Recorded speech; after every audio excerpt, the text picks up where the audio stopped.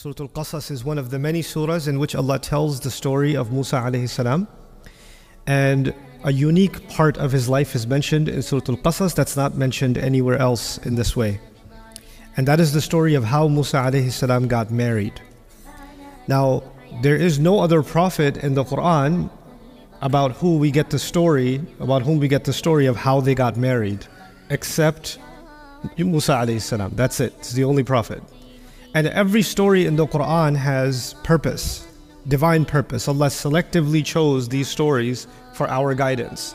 So of all the stories, like there are marriages happening every day, and there are, hundreds of thousands of prophets in history, and several dozen of them have been mentioned in the Quran, and none of their marriages are talked about in the way that the marriage of Musa alayhi salam is talked about. So the wisdom in that is that we should be seeking wisdom about marriage itself from this story. Allah did not just tell us these stories in vain, or not just for interesting facts, but every part of the story gives us some principles, gives us some guidance. And in these next less than 20 minutes, I'm going to share with you some parts of that story and some things we might be able to learn from that story. The first thing to note is that it's a very unusual marriage. What makes it unusual? Musa alayhi salam accidentally, he was trying to stop a police officer from hurting someone, and he got in the middle of the fight and he threw a punch a little too hard, and the police officer died. And I'm fast forwarding, now he is wanted for murder in Egypt. So he's considered a criminal, and the order given to the police is shoot on sight. They're not interested in arresting Musa alayhi salam. They are going to, if they find him, they will kill him and ask questions later. So that's the idea. Now, knowing that, one of his friends told him, in the Quran we learned this, إِنَّ الْمَلَأَ يَأْتَمِرُونَ بِكَ لِيَقْتُلُوكَ, in the same surah, Surah Al-Qasas, that the police chiefs have already made a secret plan to kill you. So don't turn yourself in to the police, because the police have decided there's not going to be a trial. You're not going to court. You're not going to jail. You're going to be killed. They will kill you. So he runs away. فَخَرَجَ مِنْهَا خَائِفًا يَتَرَقَّبْ. He runs away from Egypt. He runs away from Egypt into the desert. And in the desert, there are no roads. There's no way you know where you're going. But Allah guided him, and Allah says, وَلَمَّا تَوَجَّهَ تِلْقَاءَ مَدْيَنَ, when his face turned exactly in the direction of Madian, قَالَ عَسَى رَبِّي أَن يَهْدِيَنِي سَوَاءَ السَّبِيلِ, he said, maybe, hopefully, my Rabb will guide me to the most straight path.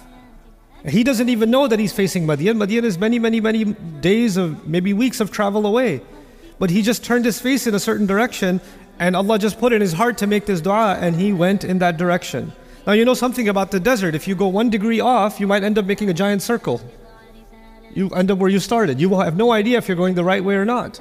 And yet somehow he finally reaches, and Allah describes, وَلَمَّا وَرَدَ مَاءَ مَدْيَنَ. So what the background that I want to emphasize is that Musa alayhi salam is number one wanted criminal right now in Egypt. And if you find him, you better tell the authorities. So he escaped the world's biggest superpower right now. 2, he's homeless. He has no job, he has no money, he has no other food, nothing. And he reaches this lake near Madian, and he finally finds a rock or a tree, and he sits under the tree to relax. And when he relaxes, he sees people are bringing their sheep and their goats and their cows, and they're giving their animals water from obviously it's the desert, so very few places that have water, they're going to bring their animals to give them water. And he's watching this scene. So he says, Allah Azza wa Jalla describes, وَلَمَّا وَرَدَ مَاءَ مَدْيَنَ وَجَدَ عَلَيْهِ أُمَّةً مِّنَ النَّاسِ يَسْقُونَ. When he reached the waters of Madian, he saw a group of people, they were giving their animals water. And then he says, وَوَجَدَ مِن دُونِهِمْ إِمْرَأَتَيْنِ تَذُودَانِ. He saw 2 women far away, and they were pulling on their animals. Their animals want to drink, and the girls are not letting them drink. So all the men are giving their animals food, drinking, and the 2 women are pulling their animals back, but the goat wants to drink and is fighting with the 2 girls. So he leaves the shade, and he went up to them and said, مَا خَطْبُكُمَا? What's wrong with both of you? What's your story? Why are you doing this? And so they were tough, and they responded to him. They said, لَا نَسْقِي حَتَّى يُسْتِرَ الرِّعَاء. We're not going to give our animals water until all the other men and all their animals are done. We don't go down there, and we don't want to be alongside these other men. What is Allah telling us? Those men were not very respectful towards women. And if they go down there, they will be inappropriate and they will behave badly towards them. They will harass them. They will, say things to them, behave a certain way. They're protecting themselves by keeping themselves back until those men are done, because they don't know how to be around women. Now Allah Azza wa Jalla is telling us a story about women that are living in a situation where it's very difficult for them to earn a living. They basically work in a farm, they take care of animals, but they live in a society that doesn't respect women. And it's harder for them to make the living than it is for the men. They have to do twice, 3 times the work because they have to hold the animals back. Musa alayhi salam sees this whole scene. He grabs the animals and he gets them food. He gets them to drink. And then he brings the animals back. فَسَقَى لَهُمَا ثُمَّ تَوَلَّى إِلَى الظِّلِّ. So he gave both of those animals the drink, brought them back, and then he went back and sat down in the shade. And he says, قَالَ رَبِّ إِنِّي لِمَا أَنزَلْتَ إِلَيَّ مِنْ رَبِّي فَقِيرٌ. Right? So he says, رَبِّ إِنِّي لِمَا أَنزَلْتَ إِلَيَّ مِنْ خَيْرٍ فَقِيرٌ rather. He says, Ya Allah, whatever good you send my way, I'm faqir. I need it. The word faqir means 2 things. Faqir means someone who's bankrupt, someone who has nothing. Faqr also means when your back is broken. If somebody put so much pressure on your back that your back snapped, that means completely helpless. And what is Musa alayhi salam asking Allah? He's telling Allah, Ya Allah, I have no food, I have no money, I have no job, I have no safety, I have nothing. So whatever you give me, I will take it. I will not be picky. I will not say, well, yes, you gave me this water, but I really like apple juice, so I'll wait until I get some apple. He's not going to have this kind of attitude. Whatever Allah gives, in Arabic they say, Ar-Rashi radiya bima rakib. The one who is walking, he'll be happy with any ride. If you're walking 30, 50, 70, 100 kilometers and somebody offers you a bicycle, you're not saying, no, you have a BMW, we should talk. I don't want your bicycle. Whatever you get, you'll take it. So he says, Ya Allah, whatever khair you bring to me, I will take it. But the other meaning of this is also important. Musa alayhi salam felt guilty because he did kill someone and he did escape. And he knows a principle that we learn in the Quran, in al-hasanat yudhibna sayyi'at. Good deeds get rid of bad deeds. So whatever other opportunity to do something good you give me, I will take that opportunity also. Meaning he just saw these 2 girls that needed help, he just did some khair. And he came back and he sat down, and now he's asking, Ya Allah, if there's any other volunteer opportunity, anybody else I can help, let me know, I need the good deeds. So, Rabbi inni lima anzalta ilayya min khairin faqir. From this we also learn, and if you think about this, that every opportunity to help someone, because of the words anzalta ilayya, any opportunity to help someone was revealed by Allah. In my life and in your life. If somebody came in your life and you could have helped them, that was actually something revealed by Allah, sent down from the skies as an opportunity for you and me. And Allah is telling us, if someone like Musa alayhi salam is faqir, then you and I are definitely more faqir for any good deed. The other thing here, that when he makes this dua, I want you to go back to what he said when he first left Egypt. He said, hopefully Allah will guide me sawa as-sabil. Asa an yahdiyani rabbi sawa as-sabil. Maybe Allah will guide me to the straightest possible path. And what's beautiful is the straightest possible path led him to get married. Like Allah is actually even describing the merits and the beauty of getting married in the story in this strange way. But anyway, so he helps these girls and he's sitting in the shade. These girls go back home because they only came to the lake to feed their animals. So they go back home, but they go back home early.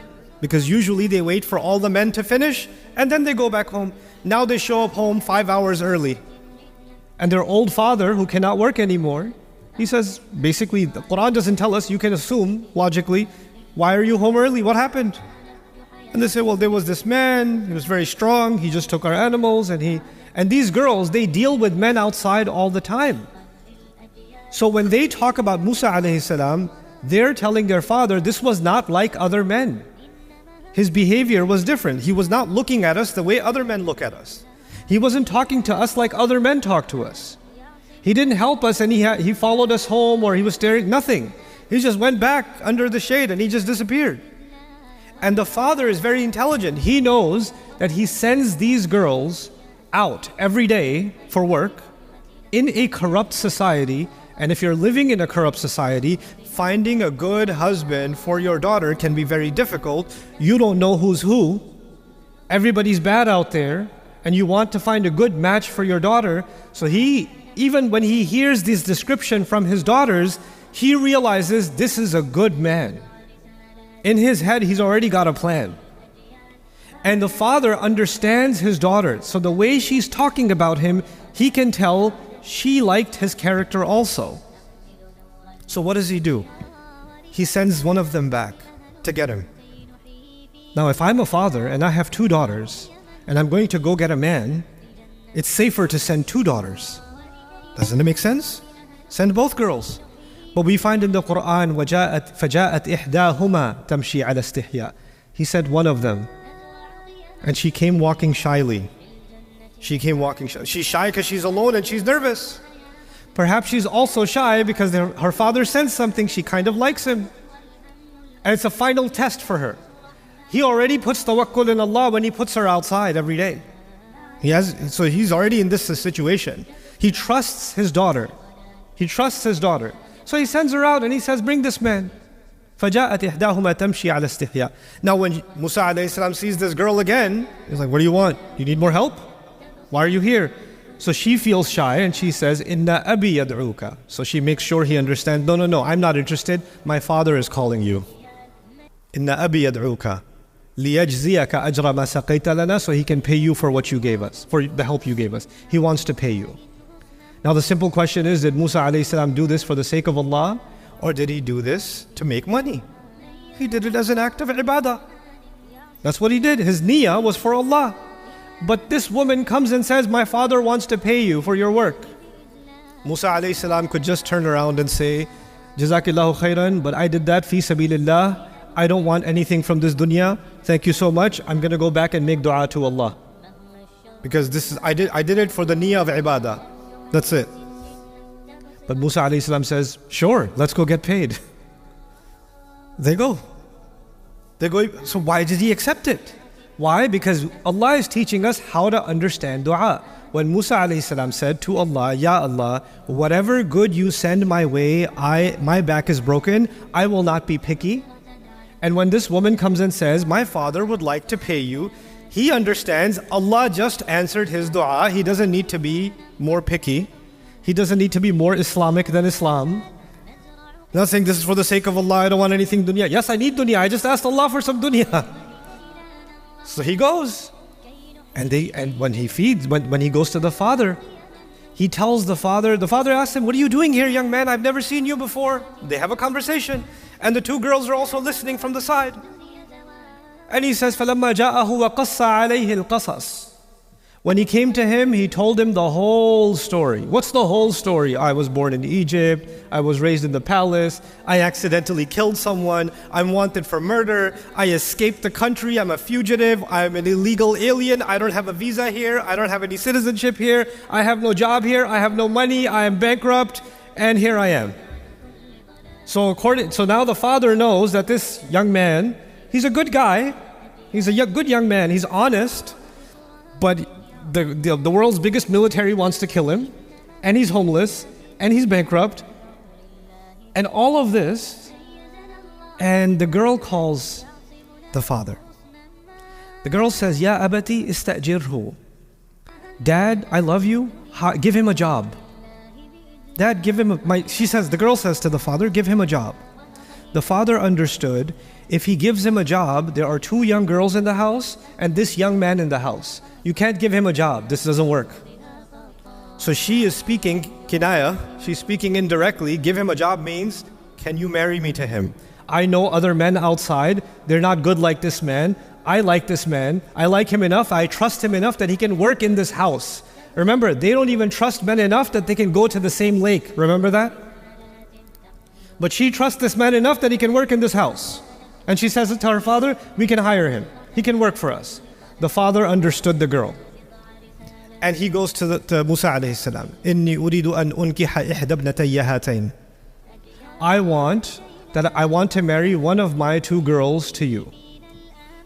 Now, think about the marriage proposal. This young man came and said, I am illegal, I'm wanted, I have a criminal record, wanted for murder, I don't have a job. And the father says after 5 minutes, yeah, I think you should marry my daughter, it's a good idea. And he says, the father says, but you have to work for me for 8 years. And if you want to work for 10 years, up to you. You have the choice. You have to work 8 years or 10. Now look at the genius and the wisdom of the father. This is a good man, and a good man is hard to find. But you know what? If the man doesn't have the degree you wanted, he doesn't have the job you wanted, he doesn't have the papers you wanted, etc., etc. But he's a good man, that much you know now, 100%, that's a good man. Then all the other things can come from Allah. Goodness, I don't know if that will come from the sky or not. The character is there. All the other things we can help him with. So when he says you have to work for me, he's not asking Musa for a favor, he's doing Musa a favor. Now Musa has a job. Now Musa alayhi salam is married to one of the girls. The father is also happy because one of his girls is married. Now they also have a protector in the house. Everybody benefits. Everybody benefits. But you can imagine that if we were talking about today's society, some Muslim neighbor, hey, so I heard you're getting your daughter married. Yeah. Who are you getting married to? Oh, this guy, he's not from our village. You're getting her married to an outsider? Must be a VIP, some important guy. Oh no, he's just homeless. Oh my God, what are you doing? You have such a wonderful daughter, you're ruining her future. Why are you getting her married to this person? And people talk, don't they? People talk. And when people start talking, people say, I don't know, this marriage he's a good guy, but people are doing too much talking. I don't think we can go forward with this marriage. Right? This is what we do in our societies. This is what we do in our cultures.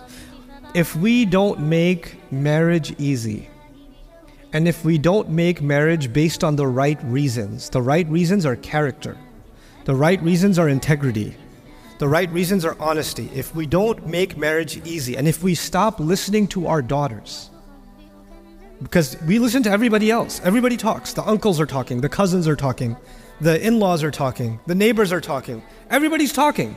But the one person the father needs to be listening to is his daughter. That's the one person. She's an adult. And the one thing the father needs to be checking is the character. And he tested the character too. He sent his daughter alone. He tested. And he heard the whole story. And nobody comes to the house and says, by the way, and tells the story that Musa alayhi salam tells in order to impress someone. That's not an impressive story. That's a pretty good reason to say, you know what, I think you should leave. So he's seen his honesty firsthand. And so when you find that, then everybody's noise can stay. You make the right decision for your son and your daughter. That's the teaching Allah has given us. That's the beauty Allah has given us in this surah. And so with that, what I want to sort of emphasize is when we make the door to nikah difficult, when we make the road to getting married difficult, then the road to haram becomes easier and easier and easier. And we cannot blame a non-Muslim society, a kafir society, fitna, the media, the internet, TikTok, this, that. You can't blame anyone else. Their job is to make the haram easy. Our job, Muslims, our job is to make the halal easy. So when we make the halal difficult, then we don't get to blame anybody else. We have to blame ourselves. Young men have to become more serious about work and about integrity and about character. Young women have to think more about what kind of husbands they should be looking for. Fathers, in many cultures, it's hard for fathers to have conversations with their daughters about marriage. They just say, oh, he's got a good job, just do it. Yeah, but he's he's smoking weed, he's doing that's okay, I know the family. He'll become better after he has a baby. This kind of nonsense, this kind of idiocy. The Quran came to save us from these kinds of behaviors. So my dua for all of you, especially those of us that are fathers, that our children are able to find good spouses, and Allah makes us a means by which their journey towards marriage is made easy and it's not made difficult. And they can have good, normal, honest conversations with us about what they do want and about what they don't want, so that we don't force them or pressure them into situations that will create fitna for the entire community.